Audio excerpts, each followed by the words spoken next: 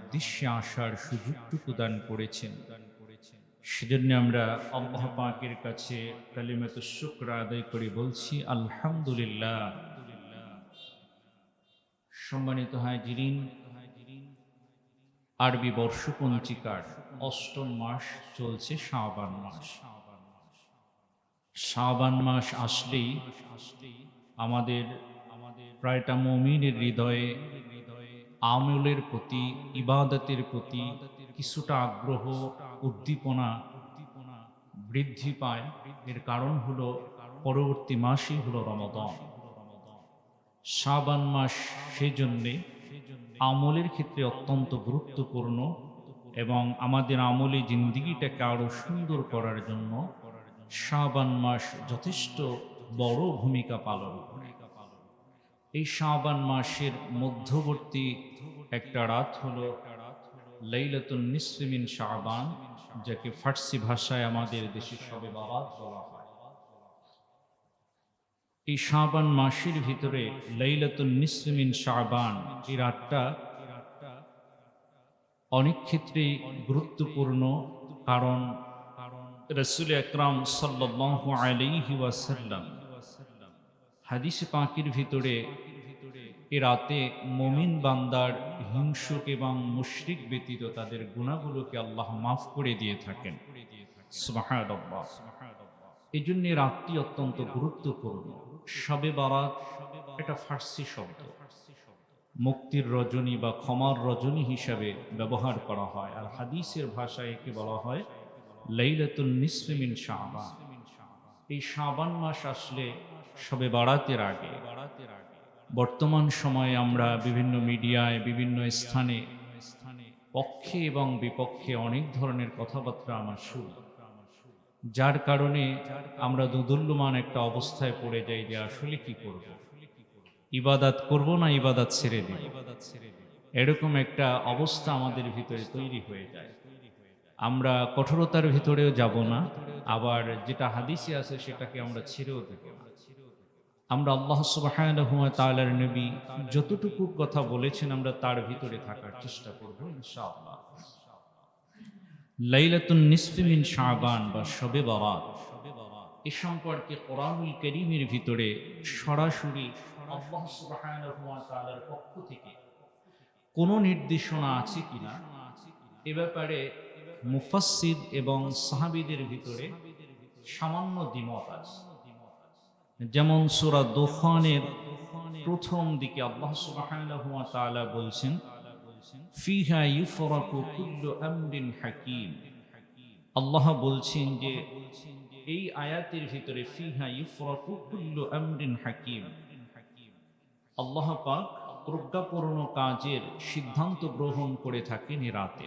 এই রাতটা কোন রাত?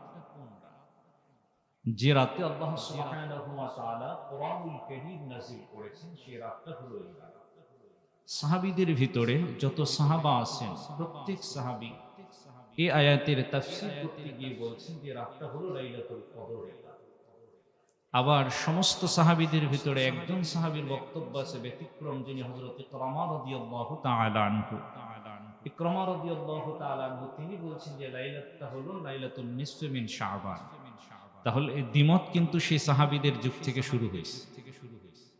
একজন সাহাবী এটার রাতের কথা বলেছেন যে লাইলাতুন নিসফি মিন শাবান, এই রাতটা হলো বারাতের রাত, যে আল্লাহ পাক এই রাতে সিদ্ধান্ত গ্রহণ করে থাকেন। তাহলে কোরআনুল কারীমের ভিতরে সরাসরি আছে কিনা সেটা যদি আমরা পর্যালোচনা করি তাহলে দেখব যে অধিকাংশ সাহাবী কোরআনুল কারীমের ভিতরে এই আয়াতের ব্যাখ্যা করছেন লাইলাতুল কদর। আমরা এই আয়াতটাকে লাইলাতুল কদর ধরে নিতে পারি যে আল্লাহ পাক কোরআন নাজিল করেছেন কদরের রাত। এরপরে আমরা পরবর্তী পদক্ষেপে আসি যে হাদিস শরীফের ভিতরে এ সম্পর্কে রাসূল আকরাম সাল্লাল্লাহু আলাইহি ওয়াসাল্লাম কিছু বলেছেন কিনা। আল্লাহ রাসূল সাল্লাল্লাহু আলাইহি ওয়াসাল্লামের হাদিস থেকে একটা দুইটা নয় একাধিক হাদিস থেকে আমরা জানতে পারি যে আল্লাহ রাসূল সাল্লাল্লাহু আলাইহি ওয়াসাল্লাম লাইলাতুন নিসফি মিন শাবানের কথা একাধিক হাদিসের ভিতরে বলেছেন। যে হাদিসগুলো হযরত মুআজ ইবনে জাবাল রাদিয়াল্লাহু তাআলা, হযরত আবু বকর রাদিয়াল্লাহু তাআলা আনহু হযরত আবু সালাবা রাদিয়াল্লাহু তাআলা আনহু, আবু মুসা আশআরী রাদিয়াল্লাহু তাআলা আনহু, আবু হুরায়রা রাদিয়াল্লাহু তাআলা আনহু, হযরত আয়েশা রাদিয়াল্লাহু তাআলা আনহা, আব্দুল্লাহ ইবনে ওমর রাদিয়াল্লাহু তাআলা আনহু সহ একাধিক বা অসংখ্য সাহাবী সেই হাদিসগুলো বর্ণনা করেছেন। হাদিসের ভিতরে আল্লাহ রাসূল সাল্লাল্লাহু আলাইহি ওয়াসাল্লাম কি বলেছেন? একই ধরনের কথায় একাধিক হাদিস এসেছে। দারিকুতনির ভিতরে একটা হাদিস এসেছে, আল্লাহ রাসূল বলছেন, আর আবু মুসা আশআরী রাদিয়াল্লাহু তাআলা আনহু থেকে বর্ণিত হাদিস, ইবনে মাজার ভিতরে যে হাদিসটি এসেছে 1390 নম্বর হাদিস, আল্লাহ রাসূল সাল্লাল্লাহু আলাইহি ওয়াসাল্লাম বলছেন, ইন্নাল্লাহা লা ইয়াত্তালিউ ইলা খালকিহি ফি লাইলাতিন নিসফি মিন শাবান ফায়াগফিরু লিজামিই খালকিহি ইল্লা লিমুশরিকিন আও মুশাহিন। আল্লাহ রাসূল সাল্লাল্লাহু আলাইহি ওয়াসাল্লাম বলছেন যে আল্লাহ সুবহানাহু ওয়া তাআলা মধ্য শাবানের রাতে, শবে বরাতের রাতে তার সমস্ত সৃষ্টির প্রতি দৃষ্টি দিয়ে থাকেন সুবহানাল্লাহ, এবং এই রাতে আল্লাহ সুবহানাহু ওয়া তাআলা তার সকল বান্দাদেরকে ক্ষমা করে দেন কেবলমাত্র দুই শ্রেণীর মানুষ ব্যতীত। এক শ্রেণী হলো মুশরিক, যারা আল্লাহ সুবহানাহু ওয়া তাআলার সাথে শিরিক করে। আরেক শ্রেণী হলো মুশাহিন, যাদের অন্তরের ভিতরে হিংসা আছে। এই দুই শ্রেণীর মানুষ বাদ দিয়ে আল্লাহ সুবহানাহু ওয়া তাআলা এই রাতে সকল মানুষদেরকে, মুমিনদেরকে আল্লাহ সাধারণভাবে ক্ষমা করে দেন সুবহানাল্লাহ। এটা শুধু একটা হাদিস নয়, এ ব্যাপারে একই কথা দিয়ে আল্লাহ রাসূলের একাধিক হাদিস। তাহলে এই শাবানের রাতে বা বারাতের রাতে আমাদের করণীয় কাজ হলো আল্লাহ সুবহানাহু ওয়া তাআলার কাছ থেকে ক্ষমা পাওয়ার জন্য এমন নেক আমল করা যা আল্লাহ সুবহানাহু ওয়া তাআলার কাছ থেকে আমাকে ক্ষমা পাওয়ার যোগ্য করে তুলবে। আমার এমন কিছু আমল করা যে আমল করার কারণে আমি আল্লাহ পাকের ক্ষমার যোগ্য হয়ে যাব। আবার এমন কিছু গুনাহে থেকে আমাকে বিরত থাকা, যে পাপগুলো থাকলে আমার আল্লাহর পক্ষ থেকে ক্ষমা পেতে বাধা প্রদান করবে। কাজ হলো আমার দুইটা, 1000 রাকাত নামাজ পড়া, 500 রাকাত নামাজ পড়া, এটা কিন্তু এখানে উদ্দেশ্য না। আল্লাহ রাসূলের আম কথা, এটা নাসিরউদ্দিন আলবানী সহ এই হাদিস বিশারদ যারা আছে একেবারে সবার কাছে হাদিস সহিহ। হাদিস বিশুদ্ধ যে আল্লাহ রাসূল সাল্লাল্লাহু আলাইহি ওয়াসাল্লাম বলছেন যে দুই শ্রেণীর মানুষ বাদ দিয়ে বাকি সব মানুষকে আল্লাহ এ রাতে কি করেন? সাধারণ ক্ষমা ঘোষণা করেন। এটা সবার কাছে বিশুদ্ধ হাদিস। দেখুন, আমাকে আপনাকে এমন করতে হবে যে আমাকে এমন যোগ্য করে তুলতে হবে যে আমি আল্লাহর ক্ষমা পাওয়ার যোগ্য হয়ে যাব। আর এমন পাপ থেকে আমাকে বিরত থাকতে হবে যে পাপ থাকলে আমি বাধা প্রদান করবে আল্লাহর ক্ষমা পেতে। সে পাপ দুইটা কি? একটা হলো শিরিক আর একটা হলো হিংসা। আমার মন থেকে হিংসা এবং শিরক এই দুইটাকে দূর করে দিতে হবে। শিরিক যেটা প্রকাশ্য, আল্লাহর রুবুবিয়াত, আল্লাহর উলুহিয়াত, মানুষকে দেখিয়ে ইবাদত করা, এই বিষয়গুলো থেকে আমরা কিন্তু মোটামুটি বিরত থাকি, চেষ্টা করি। শিরিক থেকে আমরা অনেকেই বিরত থাকার চেষ্টা করি, কিন্তু হিংসা যে জিনিসটা, এই জিনিসটা আমাদের প্রায় মানুষের অন্তরে কিন্তু রয়ে গেছে। হিংসা এমন একটা গুনাহ যা চোখে দেখা যায় না, যা বাহ্যিক দৃষ্টিতে দেখা যায় না, কিন্তু সেই গুনার কারণে আমার নেক আমলগুলো একেবারে সব ধ্বংস হয়ে যায়। নেক আমলগুলো একেবারে সব ধ্বংস হয়ে যায়। হিংসা এমন একটা ব্যাধি যেটা আমরা যদি লক্ষ্য করি যে এখন আমাদের নামাজের কাতারের ভিতরেও হিংসা ঢুকে গেছে। আমাদের নামাজের কাতারের ভিতরেও কি ঢুকে গেছে? হিংসা ঢুকে গেছে। হিংসাটা কি? অন্তরের ভিতরে শত্রুতা পোষণ করা। যেটা কি? হিংসা মানে হলো যে সে আমার থেকে বেশি সম্মান কেন পাবে, সে আমার থেকে ভালো সম্পদধারী কেন হবে, যেটা আমি পাবো না সেটা আমার ওই ভাইও পাইতে পারে। এই যে মনের মনে তার ক্ষতি সাধন করা, ক্ষতি করার চিন্তা করা, তার মানহানি করার মনে মনে প্ররোচনা করা, বাস্তবে করেনি কিন্তু মনে মনে করতেছে, এটাই হলো হিংসা। আর এটাই হলো কি? খারাপ এবং গুনাহের কাজ। আর যেটা বলছি যে নামাজের কাতারেও ঢুকে গেছে, আমরা তো দেখি যে অমুক জনের সামনের কাতারে দাঁড়ালো কেন, আমি ওই স্থানে আসবো না কেন? এটাই তো যে তার স্থানটা আমার দখল করতে হবে। সে যেখানে দাঁড়াইছে ওখানে আমাকে দাঁড়াতে হবে।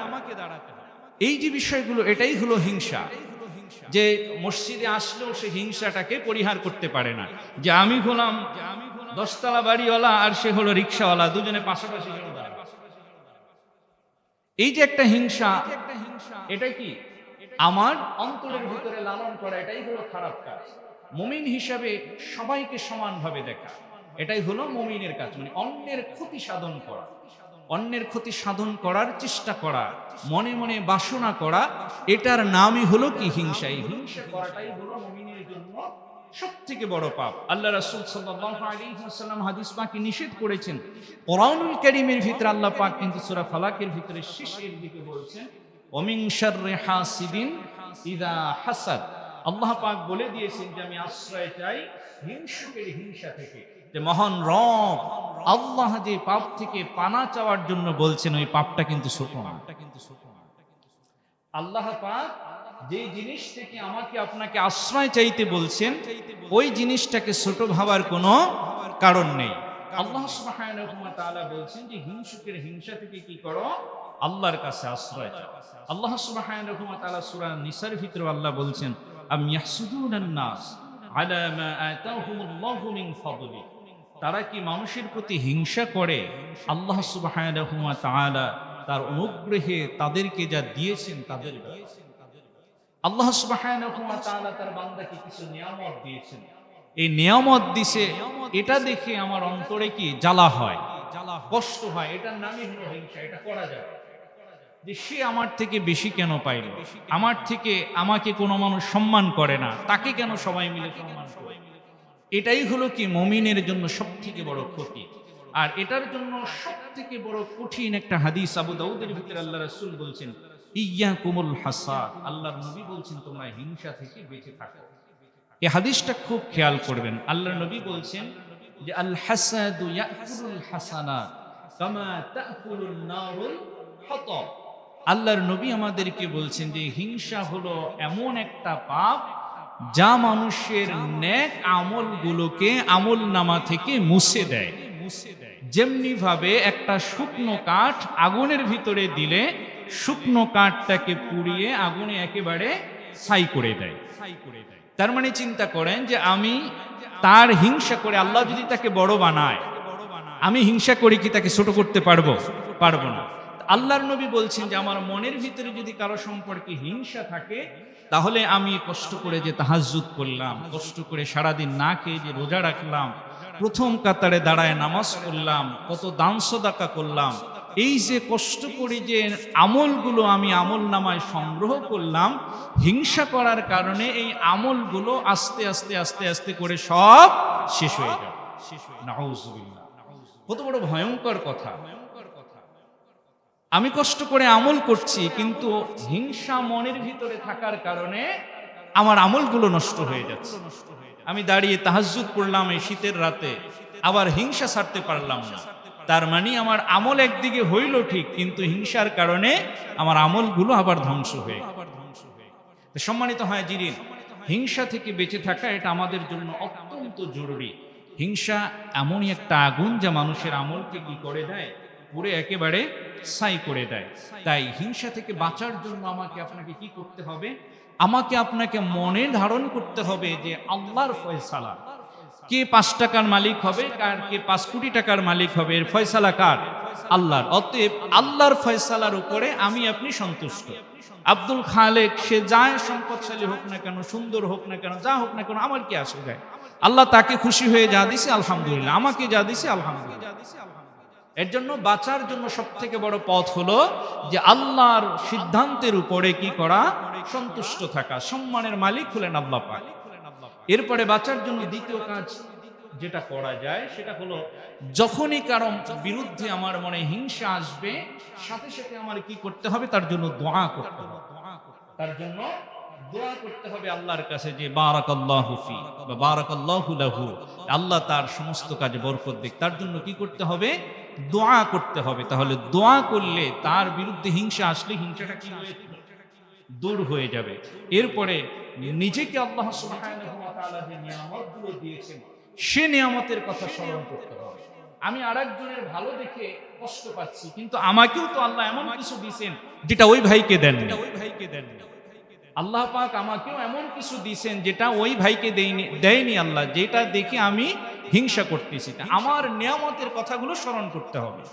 এই ছোটভাবে 3টা কাজ যদি আমরা করতে পারি, অন্যের প্রতি মন থেকে হিংসা আমরা দূর করতে পারব। তাহলে আজকের রাতে মানে লাইলাতুন নিসফি মিন শাবানের রাতে আল্লাহ সুবহানাহু ওয়া তাআলার কাছ থেকে ক্ষমা পেতে হলে 2টা জিনিস লাগবে। একটা হলো শিরিক ছাড়তে হবে, আর একটা মন থেকে হিংসাকে দূর করে দিতে হবে। এই 2টা জিনিস যদি আমরা দূর করতে পারি, আল্লাহ সুবহানাহু ওয়া তাআলার নবী আমাদেরকে বলছেন ওই সকল মুমিনদেরকে আল্লাহ সাধারণভাবে ওই রাতে কি করেন? ক্ষমা করে দেন। সুবহানাল্লাহ।